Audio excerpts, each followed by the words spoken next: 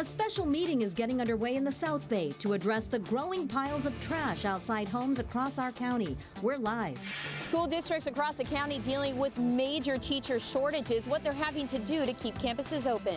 It won't be long before you can walk into your neighborhood pharmacy and pick up one of these rapid COVID tests for free. Solar panels are good for the environment and good for the electric bill, but the latter could soon change.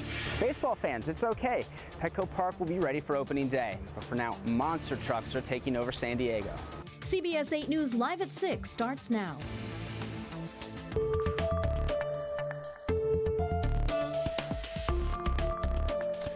The Chula Vista City Council is hoping to meet over a growing trash problem as sanitation workers continue to strike. Good evening. I'm Carlo Cicchetto. I'm Marcella Lee. The big question, will that meeting take place tonight? They've been dealing with some technical issues. CBS 8's LaMonica Peters is live at Chula Vista City Hall with an update on what's happening there right now. LaMonica.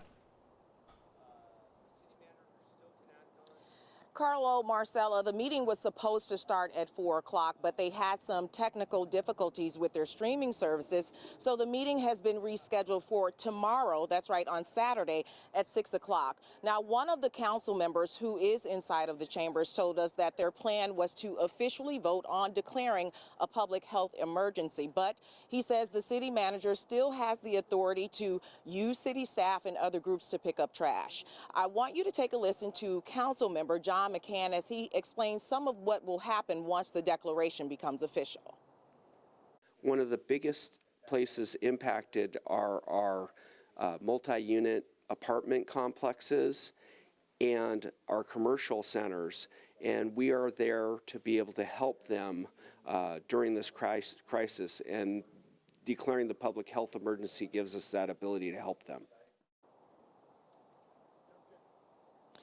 Now, San Diego Mayor Todd Gloria also issued a statement saying that if Republic doesn't make some changes by Monday, he'll seek to issue fines against them and seek an injunction to hold them to their contract. LaMonica Peters, CBS 8.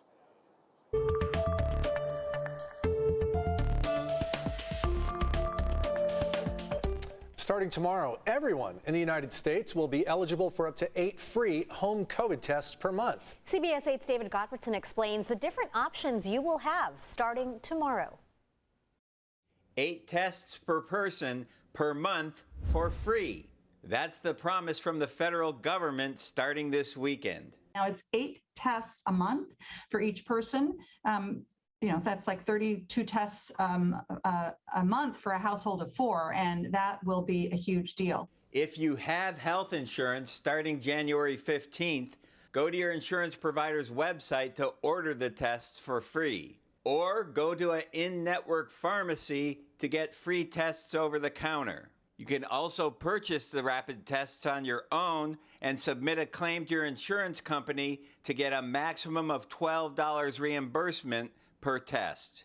If you do not have health insurance, the government plans to launch a website next week where you can order 8 free tests per person per month, again for free. The URL for that website has not been announced. This website is going to have access to 500 million rapid tests, not all at once, but once it gets up and running. Free rapid tests also will be available in the near future at community health centers and clinics for people without insurance. Now, if you have old receipts from before January 15th, where you ordered your own test, for example, on Amazon, there's nothing stopping you from submitting those receipts and making a claim to your insurance provider. They may or may not reimburse you, though, because the federal mandate was not in place prior to January 15th. So, for example, my wife purchased this test kit on Amazon a couple weeks ago. There was no federal mandate in place at the time to get reimbursed, but we could get our receipts and fill out a form and claim for reimbursement on this one, but there's no guarantee that it would be reimbursed. Marcella? I think, yeah, you could try, right? And the best case scenario is that you would get a $12 check. But after Saturday, hopefully that will be eligible. All of them will be. What happens, David, if the free kits at the stores are out of stock or not available on your health insurance website? Well, a lot of the website test kits are sold out, but most insurance carriers are supposed to have a network of pharmacies like this Rite Aid right behind me here, where you can walk in with your insurance card, show them your insurance card, and get away with maybe 10 kits for the month. But all this is supposed to kick off tomorrow, and I'm sure there's going to be glitches along the way for a few days until everything gets up and running. All right, David, thank you. For more information and details on this story, as well as other stories related to the pandemic, text the word COVID to 858-571-8888, and we will send you back a link directly to your phone. County health officials tonight are reporting 9,878 new COVID cases. A good time to remind everyone, these are lab-confirmed cases from PCR tests, not at-home tests. The at-home tests aren't even counted in these numbers. This is the first day, though, that we've seen under 10,000 new cases since last Thursday. State data shows there were 45 more hospitalizations to bring the total to 1,180 in San Diego right now. 178 patients are in intensive care, one more than yesterday. 5 more deaths bring that total to 4,545. COVID cases are soaring across the county, with the U.S. reporting nearly 800,000 new infections a day, the county and the country. As Michael George reports, many states are now calling in the military to join the fight against the virus. Washington became the latest state to summon its National Guard to help hospitals overwhelmed by COVID-19. Emergency rooms are full. More people are showing up all the time. We want to help hospitals handle the volume of patients. Members of the armed forces are being called up across the country as the Omicron-fueled outbreak continues to spread. The most critical need right now is medical staffing for our hospitals. Today, the White House said FEMA would cover the costs of the deployments. I am now directing an expansion of our FEMA policy to permit funding to states who elect to use their National Guard troops to fill these critical support roles in hospitals. Healthcare workers aren't alone on the pandemic's front lines. Here in New York City, schools are drawing up plans for a possible return to remote learning. Many students have already stopped going to classes. Citywide attendance numbers show nearly 1 in 4 stayed home on Thursday. At one school, less than half of them showed up. I just want my child to have a normal childhood back. In Philadelphia, over 100 schools have switched to online teaching because so many teachers and staff are either sick or in quarantine because of COVID-19. Michael George, CBS News, New York. The White House says it has already secured about 380,000 COVID tests to be distributed for free to Americans across the country. The man who opened fire into a Hillcrest restaurant with an assault rifle nearly 3 years ago learned his fate today.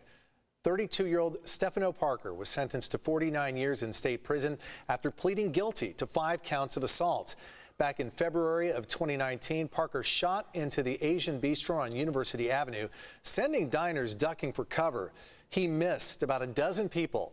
After his arrest, he was found mentally incompetent to stand trial and sent to Patton State Hospital. Parker previously faced up to 374 years in prison before the plea agreement. 4 people now face federal charges in the robbery and shooting death of an off-duty Los Angeles police officer. Fernando Arroyos was killed Monday night in an unincorporated area of South LA while he and his girlfriend were shopping for their first home together.